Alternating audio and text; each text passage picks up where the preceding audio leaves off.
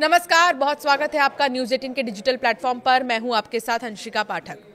Dubai air show में शुक्रवार दोपहर एक बड़ा हादसा हो गया जब उड़ान प्रदर्शन के दौरान तेजस लड़ाकू विमान क्रैश हो गया।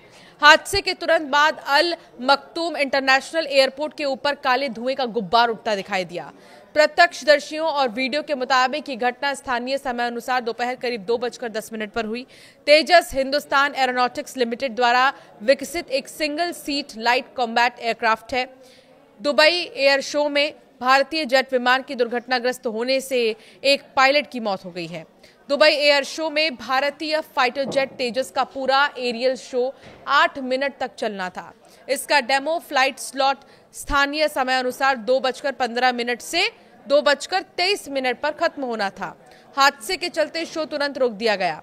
2 घंटे बाद इसे दोबारा शुरू किया गया। तेजस क्रैश होने के 2 घंटे बाद दुबई एयर शो में एक बार फिर शुरुआत देखने को मिली। हादसे के बाद पहली उड़ान रूस के सुखोई Su-57 स्क्वाड ने भरी। इससे पहले हादसे से एक दिन पहले सोशल मीडिया पर दावा किया गया था तेजस फ्यूल लीक की समस्या से जूझ रहा था।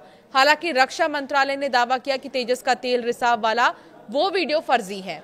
इस वक्त भारतीय वायुसेना के बेड़े में जो टॉप फाइटर जेट है उनमें Sukhoi Su-30 MKI, Rafale, Miraj MiG-29 और तेजस का नाम शामिल है। तेजस अपनी इन खूबियों के वजह से बाकी के चारों फाइटर जेट से अलग और खास है। इस विमान के 50% कलपुर्जे यानी मशीनरी भारत में ही तैयार हुए हैं। इस विमान में मॉडर्न टेक्नोलॉजी के तहत इजराइल की ELM-2052 रडार को लगाया गया है। इस वजह से तेजस एक साथ 10 लक्ष्यों को ट्रैक कर उन पर निशाना साधने में सक्षम है। बेहद कम जगह यानी 460 मीटर के रनवे पर टेक ऑफ करने की क्षमता। ये फाइटर जेट इन चारों ही में से सबसे ज्यादा हल्का यानी कि सिर्फ और सिर्फ 6500 किलो का है। 2001 में शुरुआती उड़ान भरने के बाद ऐसा पहली बार हुआ है जब तेजस फाइटर जेट के पायलट की मौत हुई। मार्च 2024 में पहली बार तेजस क्रैश हुआ था, लेकिन पायलट ने जेट से इजेक्ट कर दिया था। ये घटना तेजस से जुड़े 2 साल में दूसरे हादसे के रूप में दर्ज हुई है।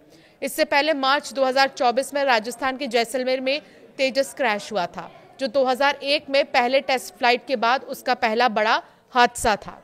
उस घटना में पायलट सुरक्षित बाहर निकल गए थे क्योंकि उन्होंने इजेक्ट कर लिया था।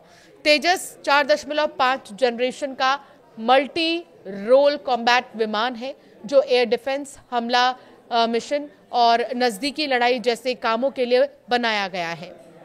ये अपने हल्के और छोटे डिज़ाइन के लिए भी जाना जाता है।